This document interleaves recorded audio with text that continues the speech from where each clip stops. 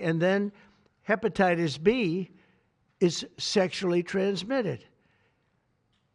There's no reason to give a baby that's almost just born hepatitis B. So I would say wait till the baby is 12 years old and formed and take hepatitis B. And I think if you do those things, it's going to be a whole different, it's going to be a revolution in a positive sense in the country. President Trump recently advised against the hepatitis B vaccine for infants and instead recommended parents have their children get the vaccine at age 12. Let's go to Emma Withrow from the Fact Check team. And this comes after HHS Secretary RFK Jr.'s CDC panel also questioned the vaccine, and also after a lot of pushback from many medical experts. What did the data show? So there was a study that was done about 20 years ago that found boys who were vaccinated as newborns were actually 3 times more likely of having autism compared to boys who were either vaccinated later or just not vaccinated at all with that Hep B vaccine. But this study only really found a possible link. It doesn't prove that the hepatitis B vaccine was the cause of their autism diagnosis. Bigger, more reliable studies from groups like the CDC, who have looked at these different types of questions more closely, they actually found no evidence that vaccines, including Hep B, do cause autism. And when we look at transmission, what are the most common ways that doctors see that it spreads?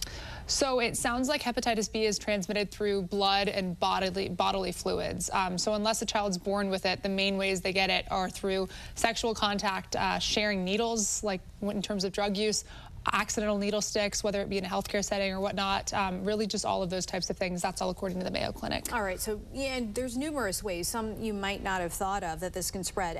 Now, injection drug use is the second biggest cause. As far as household or other casual contact, it's a lot less common, but health experts from the CDC say it still can happen. It is possible. And there is a critical timeline for newborns to develop their immune system. So what's the current CDC guidance for when the newborn should get vaccinated? So the CDC recommends that all newborns in the U.S. get the hepatitis B vaccine right after they're born. So we're talking like within 24 hours after birth. And then after that, the baby completes the full vaccine series over the first 6 months. So it's very, very soon. President Trump now strongly urging that pregnant women stop using Tylenol, insisting that it can be linked to an increased risk of autism in children.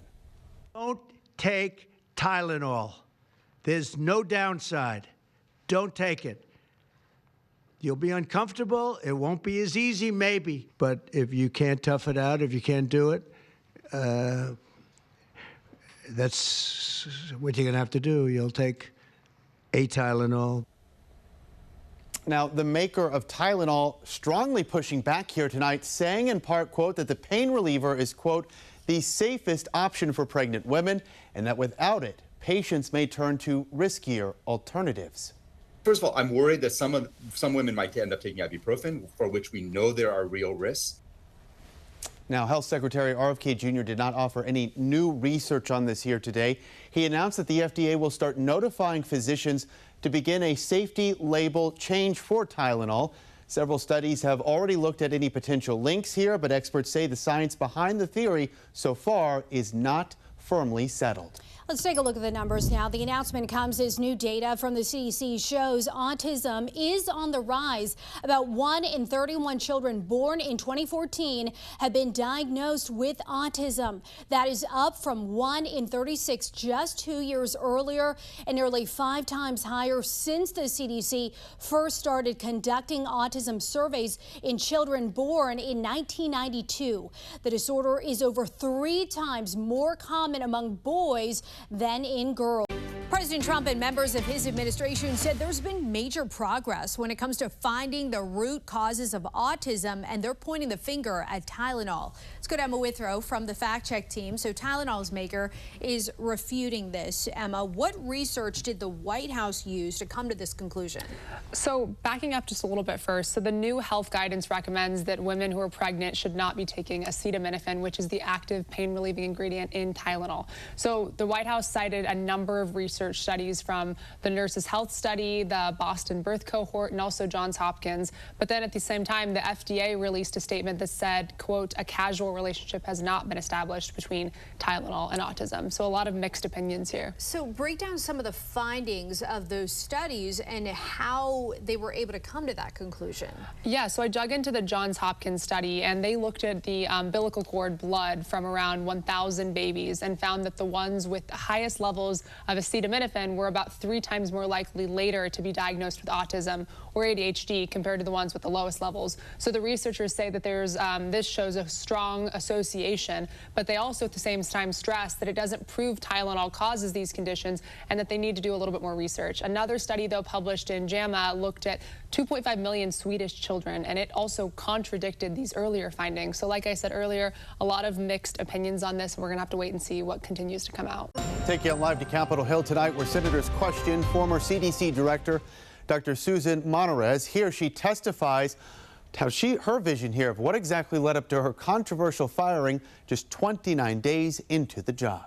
I was fired for holding the line on scientific integrity, but that line does not disappear with me. It now runs through every parent deciding whether to vaccinate a child, every physician counseling a patient, and every American who demands accountability. Monterez added she told Health Secretary RFK Jr. she would not pre-approve vaccine recommendations without reviewing scientific evidence first, and that she would not agree to fire without cause career officials who oversaw those vaccine policies. I could have stayed silent, agreed to the demands, and no one would have known. I could have kept the office, the title, but I would have lost the one thing that cannot be replaced, my integrity. Now, some Republican senators raised concerns about RFK Jr.'s management, while others expressed confidence in his leadership. We have to have people that are driven by facts, driven by science. It can't just be a guess. There are lives at stake. I plan to hold any judgment until we have the opportunity to hear Secretary Kennedy. I will compliment him. He has echoed President Trump's call for radical transparency. Now, the Department of Health and Human Services, the agency itself, has so far not commented on the former CDC director's claims.